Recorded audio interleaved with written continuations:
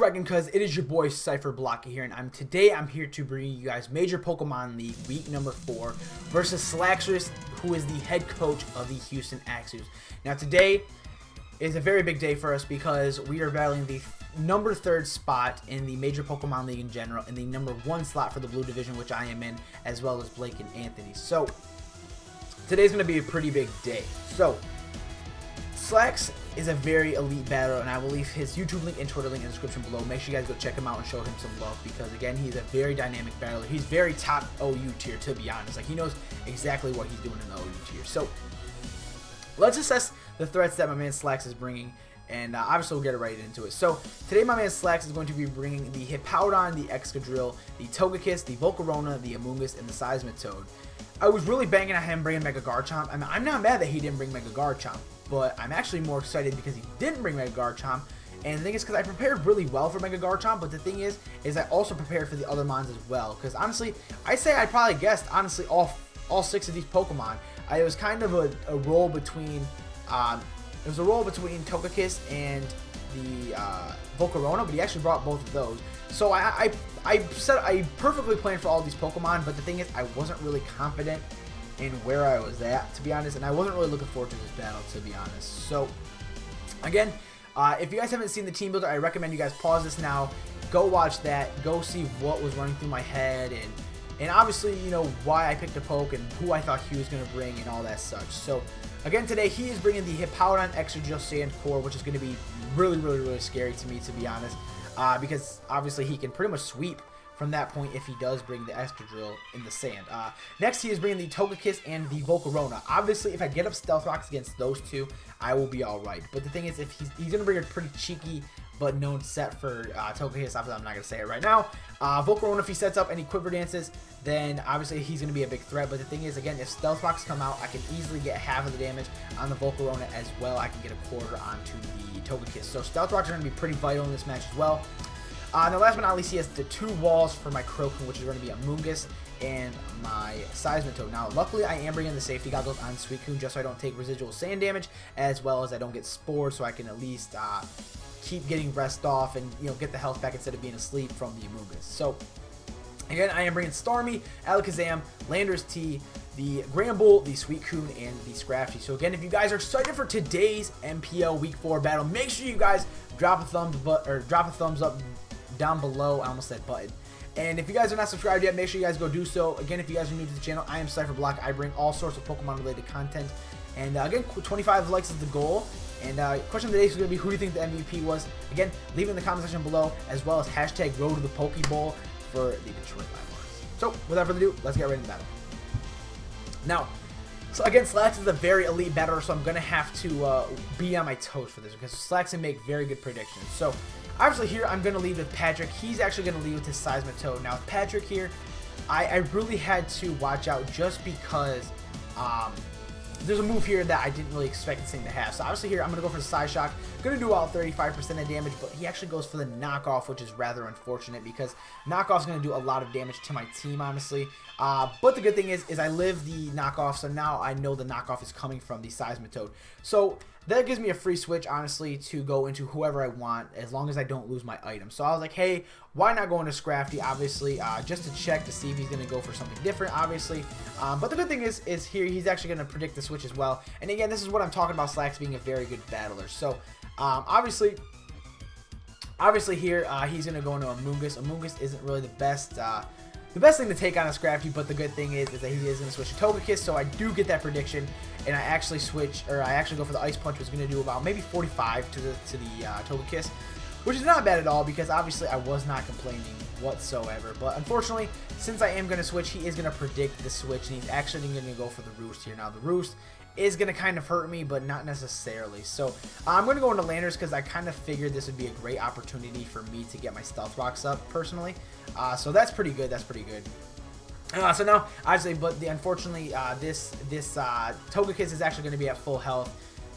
Good thing is that he can't paralyze me. So thank goodness for that. So obviously here he's gonna go for the Air Slash. Air Slash is gonna do about, I'd say maybe 30%, but with leftovers, it's probably gonna bring me back to about 25. So obviously here we're actually sitting in a decent position, to be honest. But Unfortunately, I should have put some kind of rock type move for the Volcarona and for the Togekiss here, but unfortunately I didn't. I ran knockoff and stuff, which is, it is what it is. So obviously here, I'm gonna keep in Gramble just because obviously it's gonna be his first time, and that's honestly the only thing that I can fodder off to this Togekiss to where I can switch in. So I was like, you know what? Maybe an Ice Punch here will do a lot of damage just because I am invested in attack, I believe. And so I'll be able to hit this thing pretty hard. Obviously a little harder than Scrafty. So obviously here I'm going to go for the Ice Punch. Ice Punch is going to do way over half, which is good. So if I can at least break through and hit this, and just hit this twice in a row, and, you know, stay away from the Air Slash, Para Hacks, obviously with the Serene Grace, I know it's going to be really hard. But the thing is, if Tank can do that, then we'll take out this huge threat, because obviously here, he knows that he can pretty much sweep with Togekiss at that point. My throat's a little dry. So, obviously here, we do see he is a leftovers Togekiss. Now here, he is going to go for the Air Slash, and unfortunately, I do flinch, which really sucks because it's just pretty much playing the game here of Pokemon. So, luckily, I can fodder off Tank at this point because Tank isn't really going to be the best Pokemon to keep in here. And especially, it's not worth switching just for him to either Parahex or, you know, paralyze something or get Air Slashes off and just outspeed. So I definitely don't want to deal with this. So obviously, Tank is going to, you know, get up out, obviously, unfortunately. But again, it's not his fault. Obviously, it's his damn Togekiss that's on the field.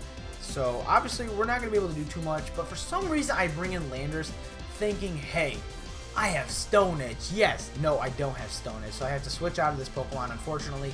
Now, I was predicting, obviously, Air Slash to come, so I was like, you know what? This gives me a good chance to threaten him with Crocoon and make him switch, obviously, to Seismitoad, and then catch him off guard with Stealth Box and stuff. So, obviously, here, again, he is going to go for the Air Slash. Air Slash is going to do almost about a quarter. So, the good thing is I go for the Scald here, and thank goodness I get the burn off the Scald, which is amazing because that helps my momentum. And it gets the residual damage onto the Togekiss. So obviously here he is going to go for another Air Slash. Air Slash is not going to put me at half, but I'd say probably about 45%, maybe almost 50. So the good thing is here is now that Suicune is looking pretty threatening to his team. But for some reason I predicted him to switch. And I don't know, or it didn't really help my case. So really didn't understand this one. He went for the T-Wave. Now, I could have rested that off with him and just kept stalling him out with Crocoon. But the weird thing is he did go for the T-Wave. Now, I didn't understand this part because I didn't know, as having Magikarp, that T-Wave still slowed you down, which is really weird. So, I was really upset with myself. I'm like, oh my god, I can't outspeed. I'm going to lose. Thankfully, I get a Side Shock off here. Side Shock does a lot of damage to the Togekiss. Obviously, Slax is up here 6-5, and it's going in his favor right now because this Togekiss is easily killing me off. So, obviously here he knows that a Side Shock from this range won't kill. Well, it will kill, but the thing is I won't outspeed because I am paralyzed. So obviously here I'm running Recover on my Alakazam this week just so I can keep my Focus Sash intact. So obviously here I'm gonna get my Alakazam back to full health. Obviously the burn is still helping me out. But then he goes for a move here that I kind of was a little hurt to see. Or no, I'm sorry, not this move, sorry. He does go for another Air Slash. Obviously, he's hoping for the flinch, obviously. But thank goodness of Magic Guard because I pretty much I knocked the whole Serene Grace right off my shoulders. So the good thing is I can't be paralyzed. So, I mean, I may not outspeed, but the good thing is that I can at least not be flinched pretty much. Or, well, at least not be Parahack. So, obviously here, he's just hoping and begging for the Air Slash flinch, which in fact he does get here. I'm like, damn it! I'm about to lose my freaking I'm about to lose my Alakazam. I'm like, damn it. This is not going in my favor right now. So obviously here, I had to predict something. So I was like, you know what? Let's just go into Starmie if he dies. I'm sorry, we're going to go back into Lando Gifford just because I had to bank on him going for the Air Slash just to kill off my Mega Alakazam. Or I'm sorry, not my Mega Alakazam, my regular Alakazam. But unfortunately, he does here go for the Roost predicting the switch. So very good play on Slax's part. And again, my Lando Griffin here can't do anything, and I mean anything, to this Togekiss, which is rather unfortunate. But again, this is the part that I'm talking about. Slax is an elite battler. Now, there's a lot of hacks going on in this match. So now, had I not been flinched by that Air Slash on my Alakazam, I feel like I could have been able to do something. Now, I don't know if it would have the plays would have changed necessarily, But the good thing is I could have gotten him down a little bit. So that switch gave me a good chance to go into my Starmie. And there is the move that I was talking about that was going to be game-changing right there. So now that he went for the Heal Bell, he doesn't have that health to get back. And I already kelped it. And I can pretty much go for an Ice Beam here, which could take out the, or no, I'm sorry, Ice Beam did not take out the Togekiss here, but he does go for the Roost here. So here is going to be the game changer for the whole match. The game changer completely. Obviously here he's going to go for the leftovers. I'm like, you know what? Let's see if Ice Beam does a little more. I go for the Ice Beam, not thinking anything of it. And this is what won me the game, to be honest. Freeze. I was sitting there begging. I'm like, yo, can I please get a freeze? I got the fucking freeze. I got the freeze. I'm like, because like if you think about it, this thing could have swept my whole team unless Krokun came. But the thing is, he would have switches for it. So obviously here, that freeze really helped my game. It really helped me out. So thankfully, the Psyshock helped me out, or the Psyshock's doing a lot of damage. I just need him to be frozen for one more turn, and I will be all right. So obviously here, he's still frozen. I go for the Psyshock, and that is going to take out the Togekiss. Thank the Lord. Oh my gosh. Like, as soon as I said, please freeze, we get the fucking freeze. And I was like, oh my god. Did that just win me this game? Did that just win me this game? So obviously here, I know he's going to want to go for the knockoff. I'm like, you know what? Let me play this smart, and let me go into Scrafty. I know he'll knock off my Lumberry, but that's fine, because now this gives me a perfect chance to honestly set up. So hopefully, I didn't know if he, or I know he was packing Scald, but the thing is, it was weird because he didn't really use it. Now, I did not expect something near the end that actually could have won him the match, but he's going to switch out. As I predicted the switch out, I was like, you know what? Let me make this perfect play here. This is the move that I thought wasn't going to come in clutch, but honestly, it comes in clutch. So obviously here I go for the bulk up because I know that Hippowdons are physical offensive as well as Escadrille. So I was like, you know what? Let me just start setting up my defense. And if you guys do not know, Scrafty is a defensive monster. So obviously here you're like, you know what? I already got one bulk up. I know I can lift any move this thing wants to deliver. Let's go for 2 bulk up. So now we are sitting at a +2 attack, +2 defense. This thing's gonna go for the Earthquake. Look what Earthquake does. Earthquake does nothing to us. Oh my gosh. You guys don't know how much of a perfect position we were sitting in when we were playing this game. So, obviously here, he's going to go for, I'm going to go for the Ice Punch. Ice Punch is going to do a decent amount of damage, but it's not going to do too much as this Earthquake is going to be doing a decent little chunk. But the thing is the sand isn't really helping us out. So, obviously here, I'm going to go for another Ice Punch, which is going to put it in the red. I'm sorry if my webcam's really laggy. It's been really laggy lately. So, obviously... he is going to go for the slack off here, which is rather unfortunate. But the good thing is I have Drain Punch, so if I can at least get a little bit of HP back, I'll be all right. So obviously, Drain Punch is going to do a decent amount of chunk, which is actually going to put me back in the green. So the thing is, I can keep living. I can keep living, baby. So the good thing is obviously here he's going to go for the Earthquake. That's fine. That puts me about 80 health. But the thing is, the Sandstorm is really not helping my case. So the weird thing is he's actually going to switch out of his Hippowdon. And he's going to go into Excadrill. Or I'm sorry, he's actually going to go into his Volcarona. Maybe he wanted to fire this thing off. Luckily, I got the Drain Punch off, and it leaves him at like 5 hit points. But the thing is the sand came in clutch. Now, if the sand didn't come in clutch, I'm pretty sure I would have been dead from this Volcarona. So thankfully, we got the Stealth Rocks up. The sand was here. We got the Drain Punch, which put him that low. And we're all right. And you know what that does? Since we obviously killed the Volcarona, we got the Moxie boost. So, again, we have to remember that this Escadrille is in the sand, so if it goes for the Earthquake, it's going to do a lot of damage. But the good thing is I'm +2 defense, so that means this Escadrille won't be doing too much to us. So, obviously here, that gives us a free chance to go for a Drain Punch. Obviously, this Drain Punch is going to do a butt ton and kill the Excadrill, which gives us back the health. And now we're going to be at +4 attack, which is fucking amazing. I was so into this. I was like, oh my god, did we just get the comeback of a century? So now he's going to go into football, which is going to be his, Amogus here. Obviously here, it gives us a free chance to go for the Ice Punch, which is going to do a buttload of damage to the thing, but unfortunately, we don't kill and he gets a Spore on us. And since the Seismitoad knocked off our Lumberry, unfortunately, we won't be able to wake up here, because if we were to be able to wake up here, we'd be in such a great position. We would be in the ultimate position. But unfortunately here, we are going to stay asleep. So I'm like, okay, I'm in this, this Giga Drain was just doing a lot of damage. I'm like, okay. Please don't stay asleep for more than 3 turns. If you're asleep for more than 3 turns, we're still not going to be in the best position, or the best position anyways. So, I still have 5 pokes. He's down to 3, I believe.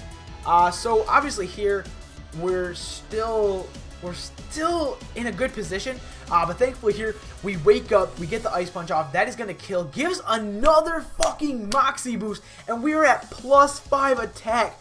I was like, oh my god, Scrafty, you are coming clutch right now. You have 4 fucking... Or I'm sorry, yeah, wait on. I'd have to look. I think he has 3 kills right now, as Starmie has 1. I'm like, yo, Scrafty's coming in clutch, and now he's going to bring in Shrek, who's obviously going to not outspeed. We go for the Drain Punch, and that puts us at, actually, yeah, that puts us at +6 attack. +6 attack, mate. Yo. +2 defense, and plus we found out that he's kind of, I wanted to say probably a fully defensive, or fully specially offensive Seismitoad here. So obviously all he has left here is going to be the Grass Resist. Obviously Grass Resist is his last Pokemon, and unfortunately here, if he would have sent this thing in early in the Scald, then obviously he probably could have had this match, but Scrafty's a fucking tank, lives at 4 HP, we get the knockoff, and that is going to be match 5-0 in our favor against a 3-0 player and the 3rd player ranked in the MPL. So again, that is going to be a win for us, and I was speechless for this match. I was like, what the fuck just happened? I was like, did I legit just 5-0 the 3rd best person in the league? And honestly, his team, if you guys look at the team builder, I was not confident in this battle at all. But as soon as I seen Scrafty get a +2 bulk up, and then I seen a freeze from the Ice Beam from the Starmie, and the thing is, I know, you guys are thinking like, you only won because of that Ice Beam freeze. Let's be real here. And honestly, I'm completely agreeing with you. But the thing is, Pokemon is luck. Pokemon is based on luck. And there is skill in this, don't get me wrong. But luck was on my side for that one. So, your Detroit Liepards right now are going to be advancing to 3-1. Obviously, our only loss to Blake. But the thing is, we will meet up with him in Week 8. So, again, if you guys enjoyed this crazy Wi-Fi battle, make sure you guys drop a thumbs up button. Or make sure you guys drop a thumbs up down below. I'm sorry, I can't talk. That was just the biggest win of this season, to be honest to me. That freeze came in clutch. So again, if you guys, again, enjoy this Wi-Fi battle, again, drop a thumbs down below. It is greatly appreciated. Again, if you guys are not subscribed to the YouTube channel, please do so. It is greatly appreciated. And make sure you guys stick with us next week, because we will be battling Feint Attacks, aka Christian of the UCL and the Manchester High Dragons. And I'm pretty excited for that, because that actually gets for me to showcase some skill. So without further ado, again, I'm gonna get up out of here. Again, show some love to Slacks. He's a great battler, and I wish the best of luck to you, dude. I will see you in Week 12, and all his links will be in the description below. And I'm gonna get up out of here. So I gotta go run around. I gotta go walk around. I'm like, yes, I fucking won. So, without further ado, I'm going to get up out of here. So, make sure you have yourselves a great morning, night, evening, day, wherever you're at. And I'm going to talk to you guys later. Thank you for watching. And what is cracking, cuz? See ya!